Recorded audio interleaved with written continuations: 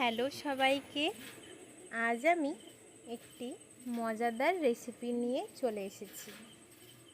দেখতে পাচ্ছেন তো, আমাদের বাড়ির কাছে তাল পেকেছিল। প্রথম এই দুটো তাল পড়েছে। মা দেখুন তালটা ছাড়াচ্ছে, খুব সুন্দরভাবে ছাড়াচ্ছে মা। দেখুন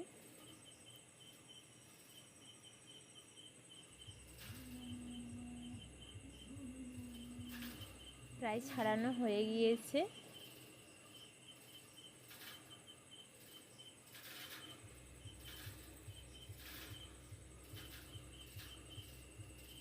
তালের পিঠে খেতে খুব মজাদার।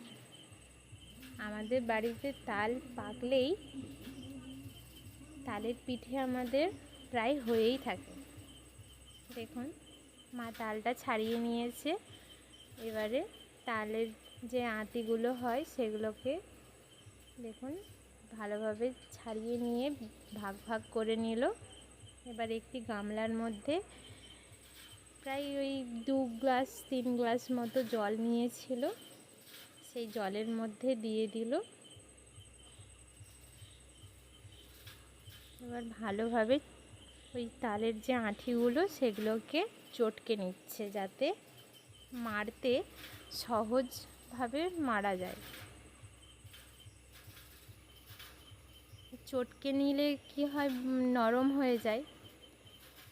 আমাদের যেহেতু বড় ঝুড়িতে মারা হয়, সেই ঝুড়িতে ওই আঁটিগুলো ঘষতে সহজে হয়ে যাবে। দেখুন ভালোভাবে চটকে চটকে একটা একটা করে অন্য পাত্রে রেখে দিচ্ছে।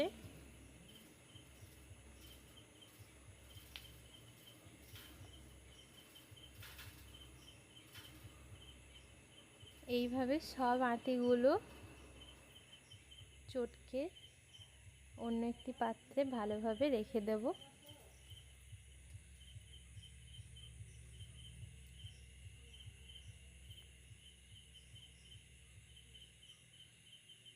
প্রায় আমাদের হয়ে গিয়েছে সব আঁটিগুলো চটকানো।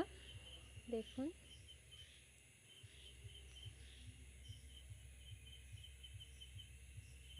এই গামলায় যে জলটা ছিল ওই জলের মধ্যে দেখুন প্রায় অনেকটাই তালের মাড়ি বেরিয়েছে, গাঢ় গাঢ় হয়ে গিয়েছে। আমি এই গামলায় যে তালের মাড়িটা এটা একধারে রেখে দেব। ভালোভাবে মা দেখে নিচ্ছে দেখুন যে তালের যে চোঁচগুলো হয় সেগুলো আছে কি না। এবারে এই যে ঝুড়িটা দেখতে পাচ্ছেন, এই ঝুড়িটার সাহায্যে তালটা মারা হবে, এক ধার করে মারতে হবে।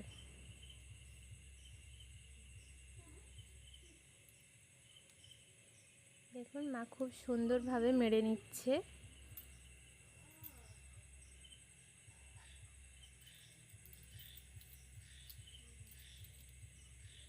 প্রায় সবার বাড়িতেই এই সময় তালের পিঠে হয়ে থাকে, আপনারাও বানান।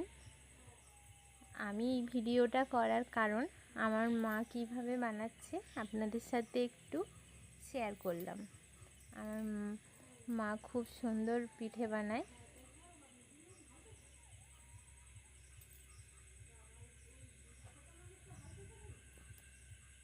দেখুন খুব সুন্দরভাবে মেরে নিচ্ছে,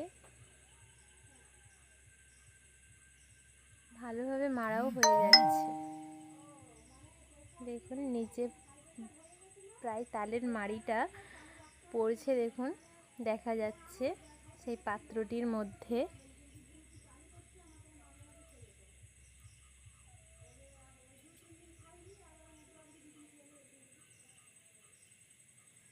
খুব ভালোভাবে মেরে নিতে হবে, একদম আঁটিটা প্রায় সাদা হয়ে গিয়েছে। দেখুন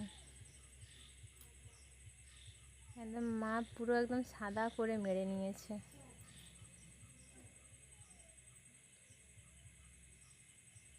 আবারও একটি আঁটি নিয়ে নিয়েছে, এইভাবে প্রায় সবগুলোই মেরে নেবে।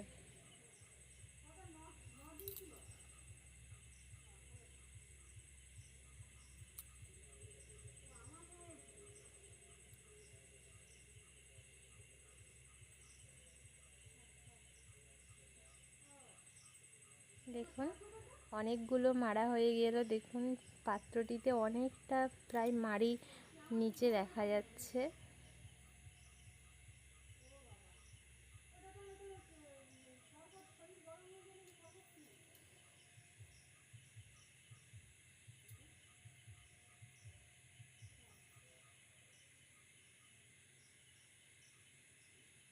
এখন মেরে মেরে এইভাবে তালের মাড়িটা পুরোটা বার করে নিতে হবে। প্রায় সবই মাড়া হয়ে গিয়েছে। দেখুন ঝুড়িতে যে চঞ্চগুলো লেগে আছে সেগুলো মা ভালোভাবে ছড়িয়ে দিচ্ছে।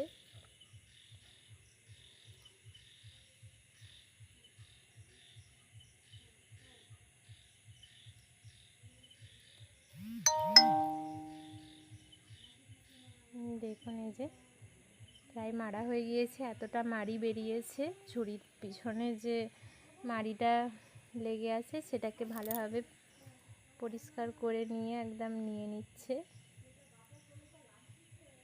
দেখুন এই যে পুরোটাই মাড়া হয়ে এতটা হয়েছে। দেখুন দুটো তালের গাঢ় গাঢ় একদম হয়েছে, বেশি জল দেয়নি মা।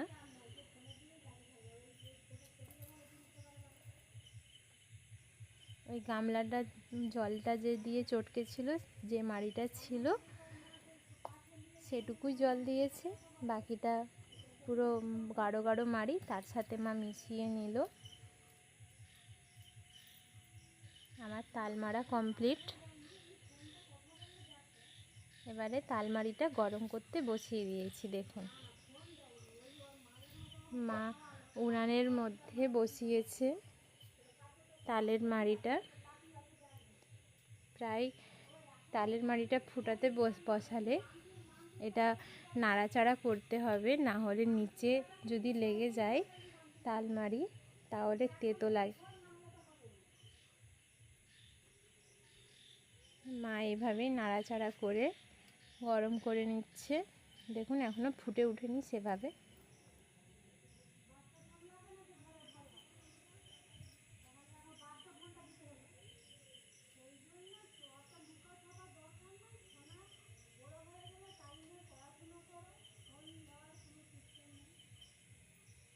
দেখুন আস্তে আস্তে দেখুন ফুটে উঠছে, দেখা যাচ্ছে।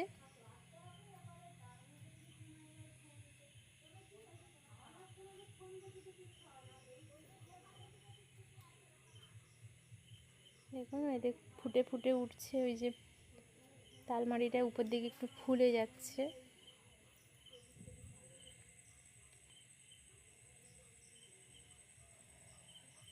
এইভাবে তালমাড়িটা ফুটিয়ে নিচ্ছি আমরা।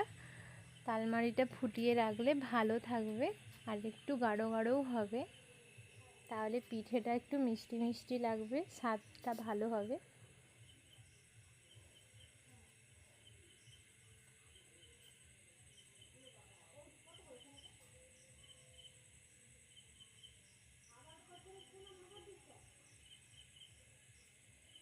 দেখুন তাল ফুটানো আমার শেষ হয়ে গিয়েছে। এবারে তালের পিঠে বানানোর জন্য মা দেখুন দুটো নারকেল নিয়েছে মাঝারি সাইজের, সেই দুটো নারকেল কুড়ে নিচ্ছে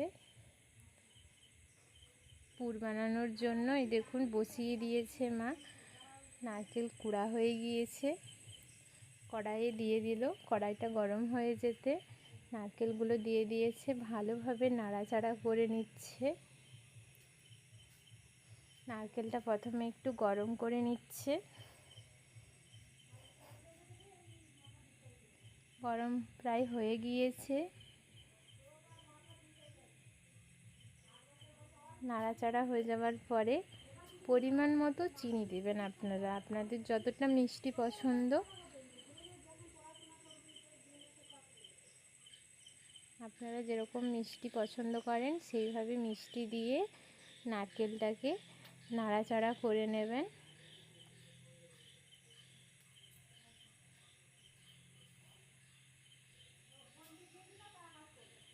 দেখুন চিনিটা দেওয়ার পর নাড়াচাড়া করে নিচ্ছি ভালোভাবে। এইভাবে আমি পুরটা তৈরি করে নেব। যেহেতু তালের পিঠে হচ্ছে তাই গুড় দিয়ে পুরটা বানাচ্ছি না, চিনি দিয়েই বানাচ্ছি। গুড় দিয়ে বানালে সেভাবে তালের স্বাদ পাওয়া যাবে না। দেখুন ধীরে ধীরে লাল লাল কালার হয়ে আসছে।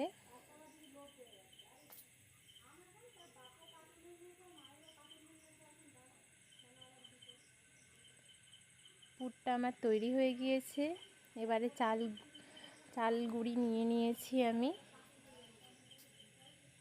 দেখুন এটা আমার সেদ্ধ চালের গুঁড়ো। চাল গুঁড়িটা ভালোভাবে চালিয়ে নিচ্ছি। একটু পোকা দেখা গিয়েছিল, বর্ষাকাল তো, তাই ভালোভাবে চালিয়ে নিচ্ছি। চালিয়ে নিলে পিঠেটার এতে কোনো দানা দানা ভাব থাকবে না। চালানো হয়ে গিয়েছে আমার প্রায়। মা নুন দিয়ে দিয়েছে। দেখুন তালের মাড়িটা আবারও গরম করতে বসিয়ে দিয়েছি গ্যাসে, কারণ গরম গরম পিঠেটা মাখলে চালের গুঁড়িটা মাখলে গরম গরম তাহলে ভালো হয়, নাহলে পিঠেটা বানানোর সময় ফেটে যায়। মা এই যে নুন দিয়ে দিয়েছে। যতটা চালের গুঁড়ি নেবেন আপনারা পরিমাণ মতো দেখে দেবেন নুনটা। এবার গরম গরম এই যে তালের মাড়িটা ওই চাল গুঁড়ির মধ্যে দিয়ে দিচ্ছে। এবারে এটা খুন্তির সাহায্যে মা মেখে নেবে। হাতে তো করে মাখা যাবে না, যে গরম আছে।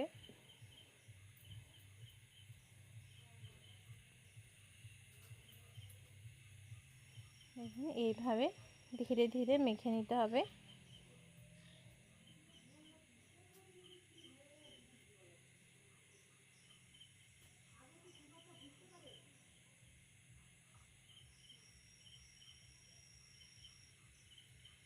দেখুন মা ধীরে ধীরে সবটাই মেখে নিচ্ছে। আবারও তালমাড়ি লাগছে, কারণ ওইটুকুটাই হলো না, চালের গুঁড়িটা একটু বেশি আছে।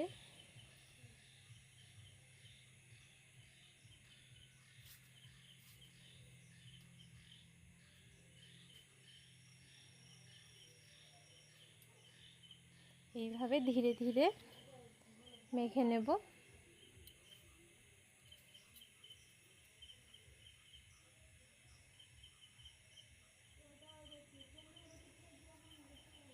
খুন্তিতে করে নাড়াচাড়া করে একটু ঠান্ডা হয়েছে। এবারে হাতে করে ভালোভাবে মেখে নিচ্ছি।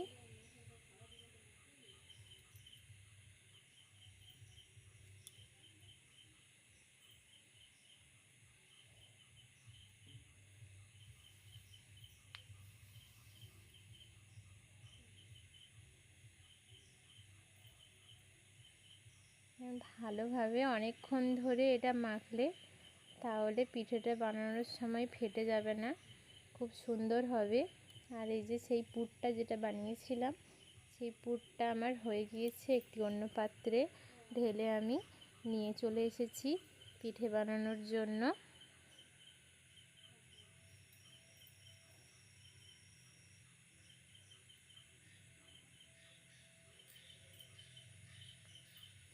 দেখুন এটা আমার প্রায় মাখা হয়ে গিয়েছে।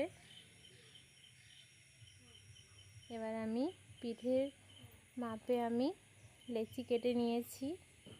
দেখুন এই যে এটা নিয়ে বাটির মতো সাইজে করতে হবে, গোল আকৃতি, বেশ গর্ত গর্ত ভাব, তার মধ্যে পুরটা দেওয়া হবে।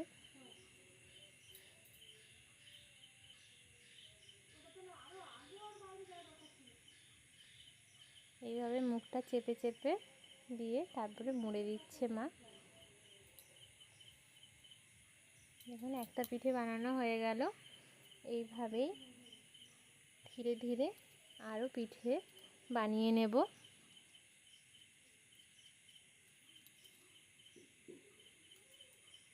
যেমন তালের একটু একটু চচগুলো রয়ে গিয়েছে, সেগুলো হাতে লাগছে বানানোর সময়।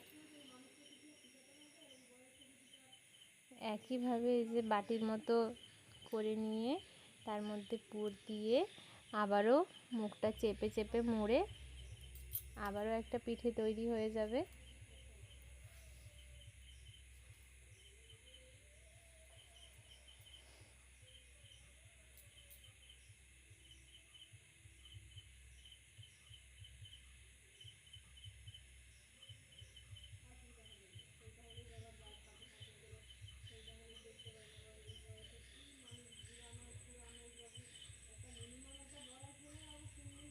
দেখুন কত সুন্দর পিঠেগুলো দেখতে লাগছে। পুর পিঠে এই অসময়ে এত সুন্দর লাগে খেতে। চলুন, আমার পিঠে কিছুটা বানানো হয়ে গিয়েছে। আমি এবারে গ্যাসে একটা পাত্রের মধ্যে জল নিয়েছি, একটা চামবাটির মধ্যে। বেশি জল দেব না, আমি ওই 1 গ্লাস 1.5 গ্লাস মতো জল দেব। সেই জলটা ফুটুক একটু।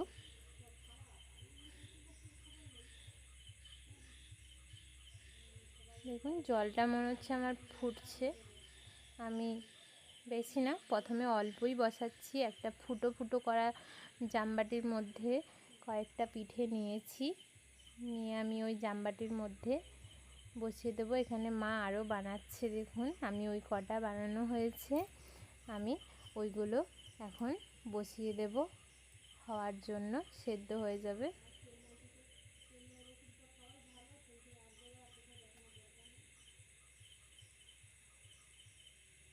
কত সহজে বানানো হয়ে যাচ্ছে দেখুন।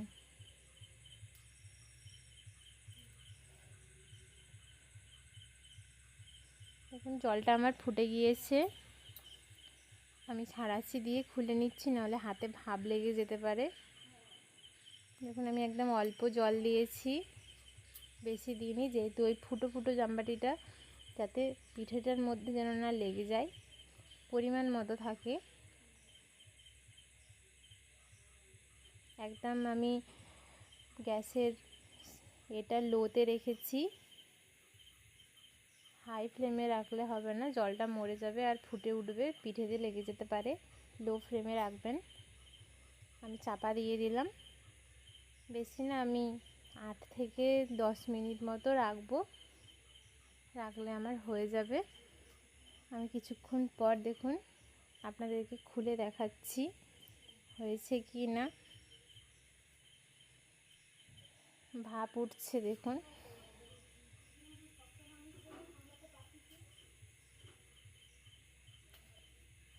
হয়ে গিয়েছে প্রায় আমার, দেখলাম হাতে করে সেদ্ধ হয়ে গিয়েছে। ভাপ উঠছে তো আমি ছাড়াশিতে করে ধরেই এটা আমি উল্টিয়ে দিয়েছি, দেখুন হয়ে গিয়েছে। কত সুন্দর দেখতে লাগছে হলদে হলদে। আমার এই রেসিপিটি ভালো লাগলে আপনারা সাবস্ক্রাইব করবেন আমার চ্যানেলটিকে, আর কমেন্টে জানাবেন কীরকম লাগলো আমার রেসিপিটি।